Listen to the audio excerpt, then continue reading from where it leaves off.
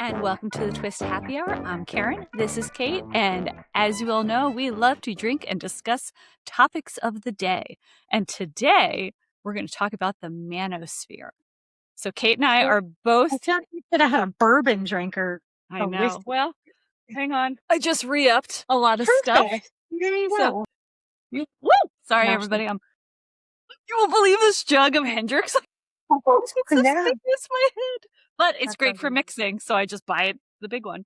Buy it in bulk. Buy the big one. So, the manosphere. Kate and I wanted to talk about this because we are both moms. We both have 2 teenage boys each. And we saw this documentary on Netflix that kind of did a deep dive into the manosphere. It was was very enlightening and not at all what I thought it was going to be. It was not what I thought it was going to be either. No. And I'm pleased to announce that my children did not know who any of the people in the documentary were, which I was like, thank goodness. They have not gotten to us. Oh, my kids have no clue. No, my boys watch YouTube. They watch a lot of YouTube, but, they mainly stick to their interests, and apparently making thousands and thousands of dollars in a Ponzi scheme and working out constantly is not at the top of their interest list. Not my kids watch other people playing video games. That's we used to have a lot of that. Now it's just fishing, and Ben likes to watch this guy who's does philosophical content. And also he does commentary on other people's content, which I think is really interesting. And my husband was calling him Tank Top Timmy because he was like a white tank top in every single episode. That's not his real name. I have no idea who he actually is. I was going to say, in the 80s and 90s, we had a word for that white tank top. Yeah, I don't know.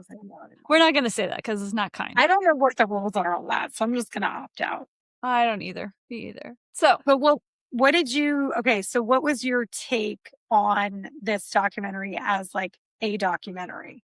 So as a documentary, I thought it was very interesting. The guy who was interviewing, sorry, I can't remember his name, kind of went at it he talked to 3 or 4 different gentlemen who believe they are part of the manosphere, which is this very macho, I dominate women, they should be at home barefoot and pregnant in the kitchen, blah, blah, blah, which I thought that was going to be more it was going to be more of a trad wife thing, which you and I know we love a trad wife.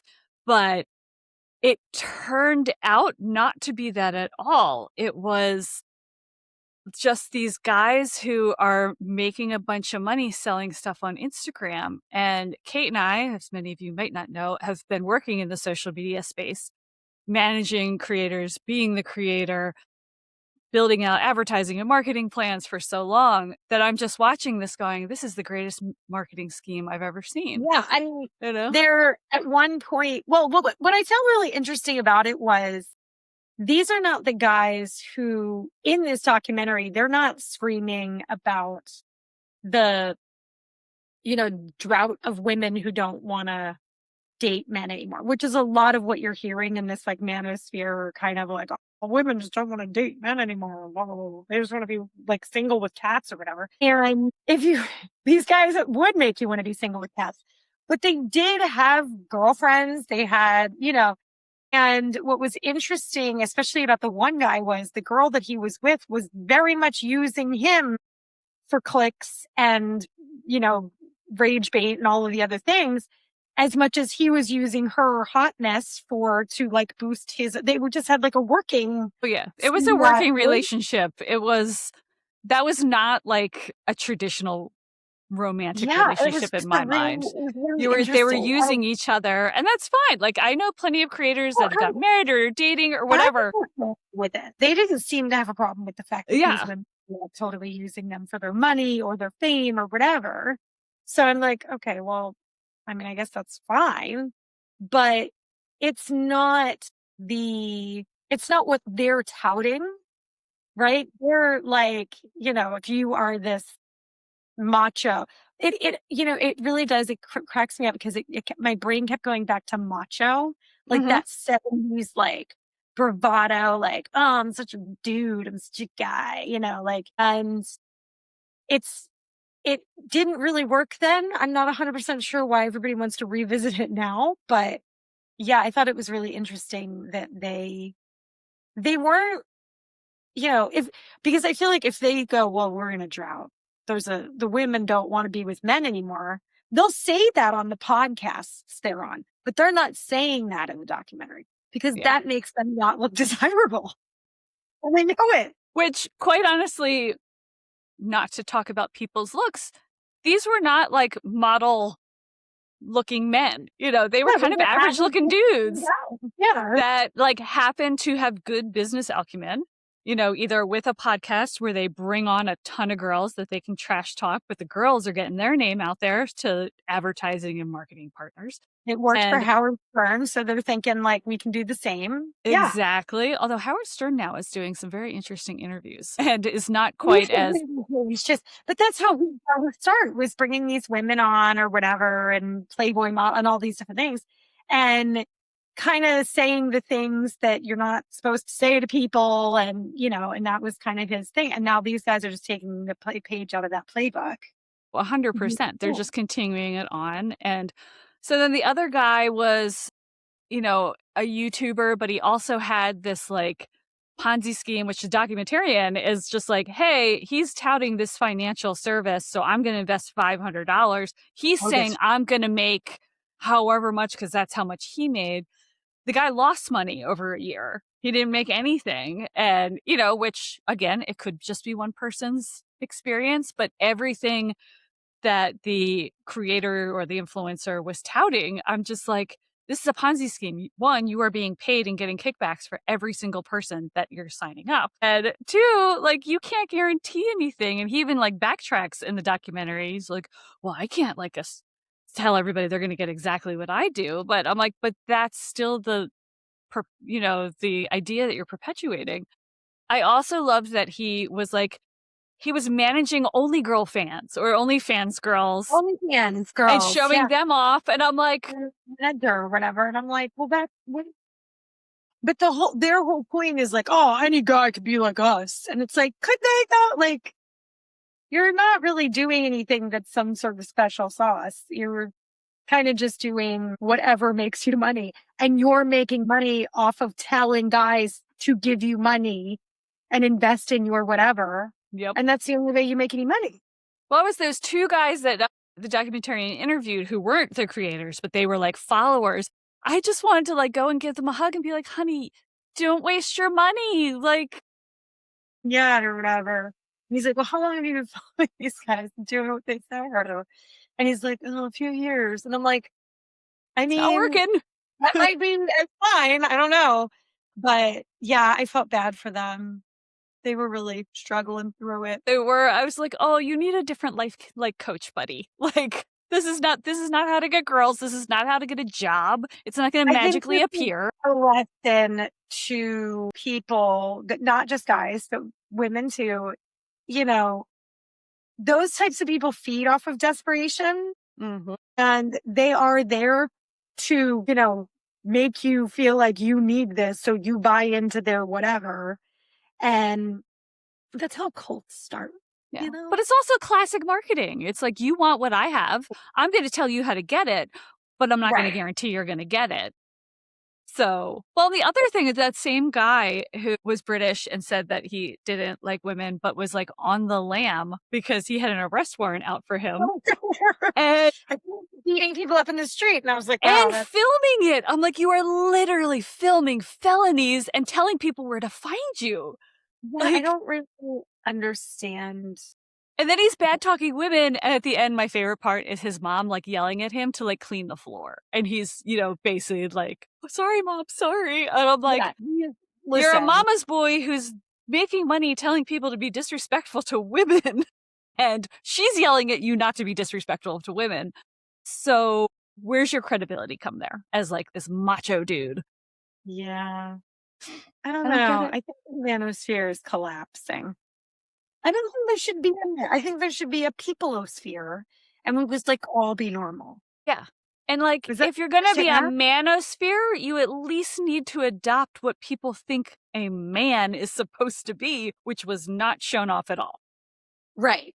Well, and I think that you lose as soon as they start to sell things to you. The one guy was like a real estate developer and he had kids and stuff.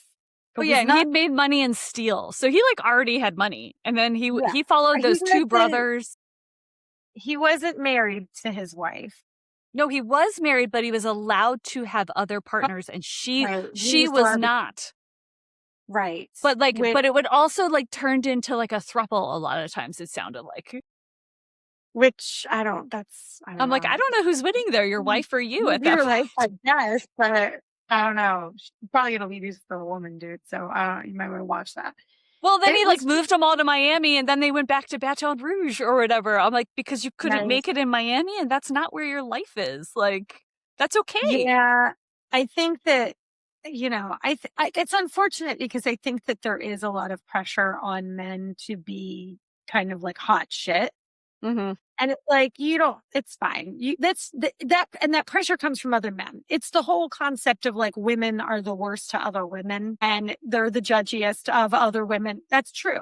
So like when you're a guy and you have all this societal pressure to be some like hot shit, like big money guy and like, all fit and whatever, that's coming from other guys. Oh yeah, like 100%.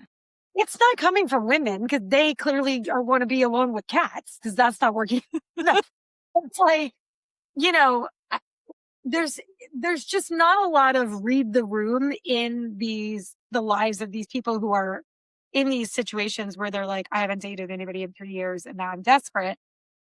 Read the room, like see what actually people want out there. You don't need to watch a YouTuber and be like, he's got all the answers. He's a YouTuber. Okay? He's a YouTuber making money off of you watching him. Yes. And that one guy who like always had the round table, the Howard Stern style, I loved when they interviewed his girlfriend when like he's saying stuff and she's just like, no.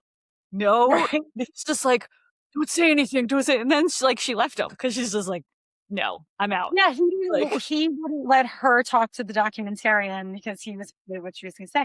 But it's like, I think that there is this mindset of especially for they're targeting young men. They're targeting teen boys and, guys in their 20s and stuff because they are the most vulnerable.